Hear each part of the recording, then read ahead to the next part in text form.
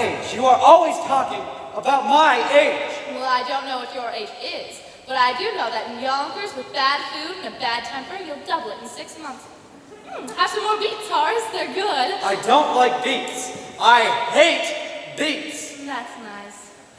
No, Horace, the pity of it is, you could be a perfectly witty, charming, amiable man if you wanted to. I don't want to be charming. But you are. Look at you. You can't hide it. Now sit down, Horace, and let's talk of something else. But before we change the subject, there is one more thing I think I ought to say. I don't want to hear it. You're wasting your time. I won't ask you to marry me. Well, I suppose that means you want me to ask you. Well, I'm sorry, Horace, I'm turning you down. How can you turn me down when I haven't asked you anything? It's no use arguing. I've made up your mind. Here, let me cut your wings. I've got a headache.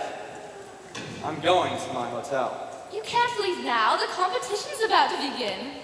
Here's the money for the dinner. Here's $20. Wait a minute. There's only $1, 3 dimes, 5 pennies, and a... But this isn't my purse. I've lost my purse. Barnaby, that purse you found. Impossible. I can't imagine you without your purse. It's Vandergelders. We gotta get out of here. What am I going to do? I've never been here before. They don't know me. Dolly, stop eating that turkey. I can't pay for it. Horace, it's the latest thing. A polka. There's one dancer I particularly want you to see. Rudolph, move our table right down front so Mr. Vandergelder can better observe his graceful movement.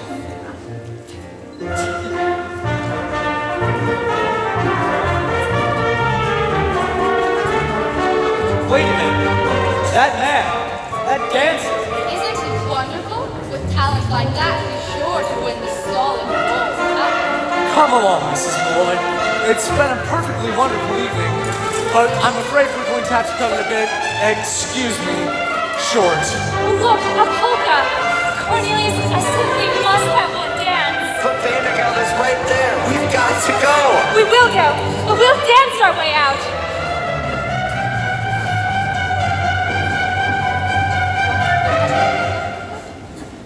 Cornelius Hackle. Mr. Vandergelder. Barnaby Tucker. Mr. Vandergelder. Ermengarde. This is all you're doing, Dolly. What are you up to? Mr. Vandergelder, I can explain everything. I don't want to hear any explanations from you. You are fired! Officer, arrest that man! What are you doing? I haven't done anything wrong. Wait, what? You can't arrest us. Why are you arresting us when we haven't done anything? You're madness. It doesn't say you to arrest us on the grounds of one man's guilt. That's better. Now, you're all charged with disturbing the peace, inciting to riot, destruction of private property, and several other equally serious violations of the laws of this city. Now, is there anyone here who can testify on your behalf? Is there anyone here to testify on your behalf? Mrs. Dolly Levi, Counselor at Law. Your Honor, the defense rests. Wait, what? Oh, what about witnesses? No need to call any witnesses, ladies and gentlemen. Not when I see standing there a brow that gleams with honor, a pair of blue eyes that sparkle with fair play, and a nose. I ask you, look at that nose, ladies and gentlemen. A nose that shines in the night like a flaming beacon of justice. Could you turn this way a bit, Your Honor, so we could get a better look at your beacon? A living symbol of the motto of this great land, E proboscis unum. Your Honor, I ask for the freedom of my clients, and a verdict of guilty for the only real culprit, Horace Vandergelder of Yonkers, New York. the one man responsible for these grievous charges of willful destruction of private property. A curtain torn, a venter bruised, and a solid gold cup missing. Cruelty to a poor, unfortunate minor. Would you mind repeating that, dear? Excuse me, Mrs. Levi, but if it please the court, I have something to say. I was just about to call you, Mr. Hackle. Go right ahead. Cornelius, if you testify against me in court, I'll have you discharged. You've already done that, Mr. Van de Gelder. Well, I'll do it again. You've done it again, too. And even if you hadn't, I'd still say what I'm about to say. I don't know much about disturbing the peace or inciting to riot, but what I do know is that the most important thing that can happen to a man might have never happened to me today if I'd obeyed your orders and stayed in Yonkers, New York. Your Honor, I'm talking about none other than love. What? Do you mean to tell me that after 33 years, you fell in love because you had one evening off? Oh no, Mr. Van de Gelder. I didn't fall in love with Mrs. Irene Malloy of this city in an evening. An hour, even that's too long. What's less than a minute? Less than that. A moment. That's it. I'll go slowly so you can get this all down. It only takes a moment for your eyes to meet, and then your heart knows in a moment that you'll never be alone again. I held her for an instant, but my arms felt sure and strong. It only takes a moment to be loved a whole life long. Isn't the world full of wonderful things? There I sat, cooped up in Yonkers for years and years. And all the while, wonderful people like Mrs. Malloy were walking about in New York, and I didn't know them at all. I'm not sure whether you can all see from where you're sitting. For instance, the way her forehead, eye, and cheek all come together up here. I tell you now, a fine woman is the greatest work of God on earth. You can talk all you like about the pyramids or Niagara Falls. They're not in it at all. Of course, I've seen a woman before. But today, I talk to one equal to equal. And they're so different from men. And they're awfully mysterious, too. I bet you could know a woman for 100 years without being sure of whether or not she really liked you. I've lost so many things today. My job, my future, but I don't care. If I have to dig ditches for the rest of my life, I'll be a ditch digger who at least once had a wonderful day. I missed a few words back there, Mr. Hackle. Right after it only.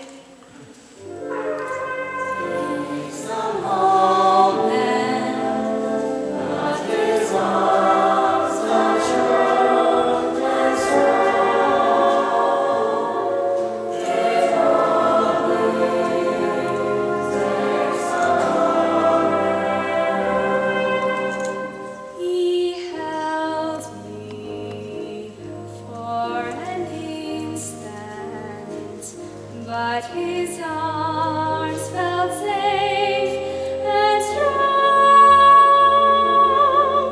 It only takes a moment to be loved all life long. And that is all that love's about. And we'll be calm when time runs out.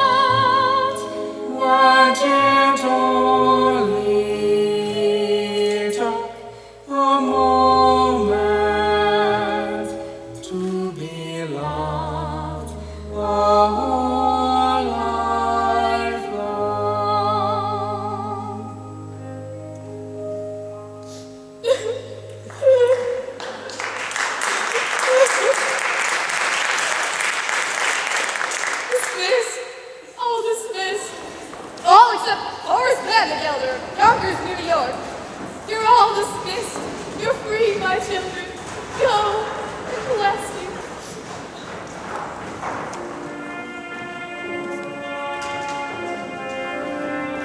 You may see the prison barracks.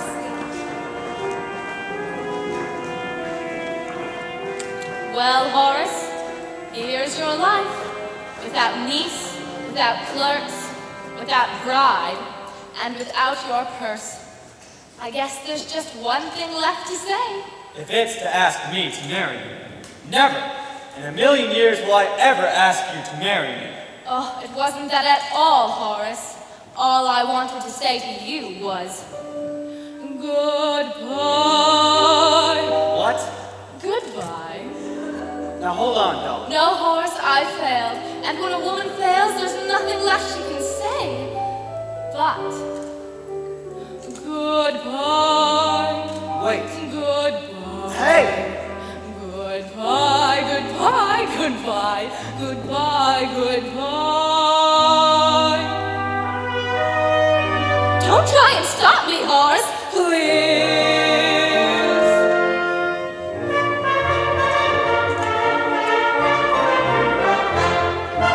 Wave your little hand and whisper so long, dearie. You ain't gonna see me anymore. But when you discover that your life is dreary, don't you come a knocking on my door, or I'll be all dolled up and singing that song that says, you dog, I told you so. So wave your little hand and whisper so long, dearie. Dearie should have said so long ago. 'Cause you treated me so rotten and rough, I've had enough of feeling low. So wave your little hand and whisper so long, dearie. Dearie should have said so long ago.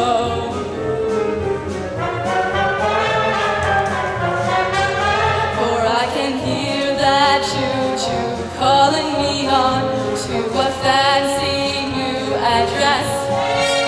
Yes, I can hear that choo-choo calling me on board that Happiness Express.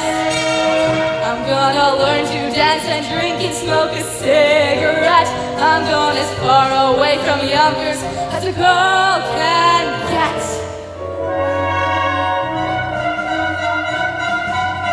And on those cold winter nights, Horace, you can snuggle up to your cash register. It's a little lumpy, but it rings. Don't come a-knocking, I'll be all dolled up and singing that song that says, you dog, I told you so. So, Horace, you will find your life a sad old story when you see your dolly shuffle off to glory. Oh, I should have said so long ago.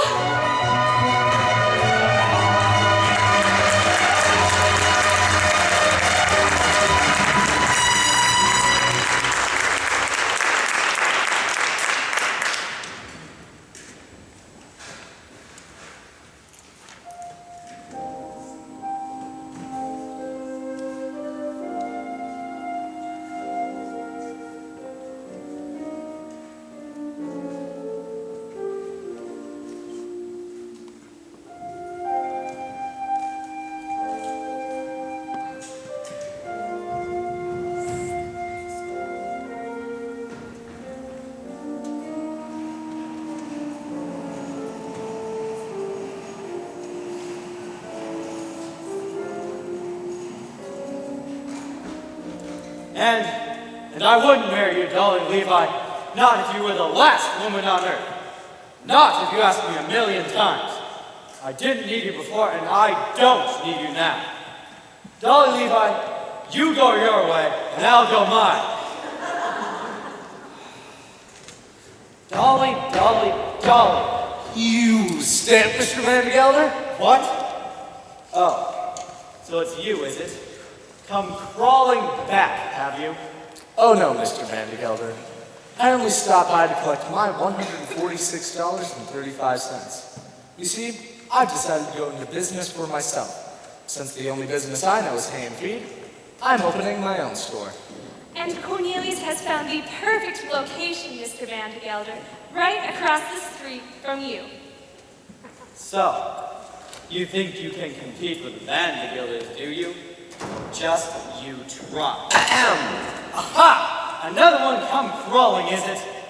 What do you want? My back salary for the last 4 months, $6.12. You can't do this to me. Any of you. I'll go to the courts. I'll get lawyers. Why? I'll... Horace Van de Gelder, as I live and breathe, if you aren't handsome in that outfit. So few men nowadays have the courage to wear green aprons. Golly Gallagher. I know what you're going to say, Horace. You're not satisfied with Ernestina. Well, I happen to have one more girl for you, the ideal wife. But don't let me interrupt you. You were all doing something. What were you doing? Getting Cornelius's money, Dolly. $146. And 35 cents. Plus my $6.12. And the money my mama left me. $52.48. 38. 48. Fine, if it's the money you want, the safe is upstairs. I worked so hard for that. Money, money, money, money, money. Mr. Van de Gelder's money. It's like the sun we walk under. It can kill or cure. Van de Gelder's never tired of saying that most people in the world are fools. And in a way, he's right, isn't he? Himself, Irene and Cornelius, myself, we're all fools and we're all in danger of destroying the world in our folly. But the surest way to keep us out of harm is to give us the 4 or 5 human pleasures that are our right in this world. And that takes a little money. The difference between a little money and no money at all is enormous and can shatter the world. And the difference between a little money and an enormous amount of money is very slight. And that can shatter the world too. It's all in how you use it. As my late husband, Ephraim Levi, always said, money, pardon the expression, is like manure. It's not worth a thing unless it's spread around, encouraging young things to grow. Anyhow, that's the opinion of the second Mrs. Van de Gelder. Which reminds me, Ephraim, I'm ready for that sign.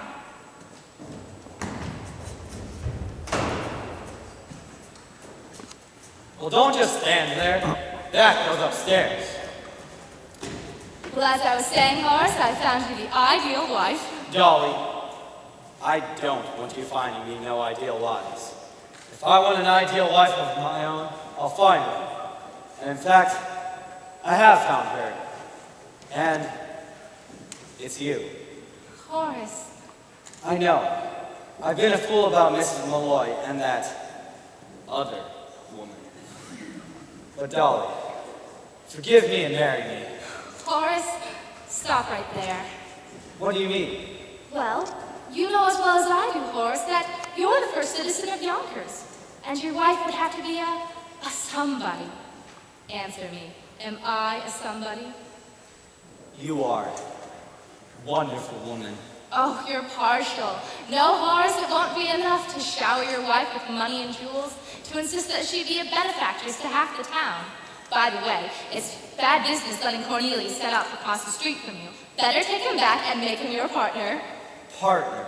And Barnaby can have Cornelius' old job. Now see here, Dolly. That way we can all be together so we can dance at Ermengarde's wedding. That does it. You've gone too far. I will be dancing at no weddings. Besides, I don't even know how. And it would take weeks, months, even years to, all right, I'll dance. Oh, Horace, I never thought I'd hear you say a thing like that. The front room, idiot! Well, go on! Horace Van de Gelder, what is going on up there? Oh, nothing. I just thought I'd have the front room done over in blue wallpaper. Horace. I know. The old paper ain't worn out yet. But that fellow's just set up business and needs a good start. You see, Dolly, I've always been of the opinion that money, pardon the expression, is like manure.